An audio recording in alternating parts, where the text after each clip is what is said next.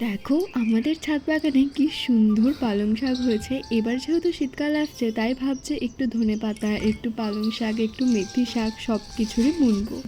এই পালং শাকগুলো কিন্তু আমি কোনো বীজ থেকে করিনি, ওই বাজার থেকে একটু পালং শাক কিনে এনেছিলাম, তো নিচের রুটগুলো মাটিতে গেড়ে দিয়েছি, সেখান থেকেই 1 মাস পর এত সুন্দর বড় বড় পাতাগুলো হয়ে গেছে। খুব বেশ অনেকটাই হয়েছে, কিন্তু এরকম ছাদে থাকলে টাটকা টাটকা খেতে যে কী স্বাদ সেটা আর বলা নেই। তো শাশুড়ি মা আমাকে রান্না করে দিচ্ছিল, খেতে কিন্তু খুব ভালো ছিল। আমি রান্নাঘর থেকে এই বিল্লিমণিটাকে দেখছিলাম, এটা হচ্ছে আমাদের এখানকার সুন্দরী বিল্লি।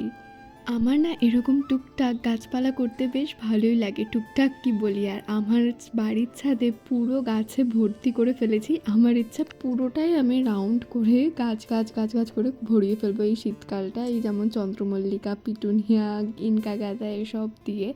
তো আমার এইসব জিনিস নিয়ে সময় কেটে যায়, খুব শৌখিন জিনিসগুলো আমার খুব ভাল লাগে। তো আজকে শর্টসটা এখানে এন্ড করছি। যদি কিছু ভালো লেগে থাকে দেন লাইক, কমেন্ট অ্যান্ড সাবস্ক্রাইব করেছো। দেখা হচ্ছে নেক্সট কোনো শর্টসে। সবাই ভালো থেকো, সুস্থ থেকো, ভালোবাসার মানুষের সাথে থেকো। টাটা।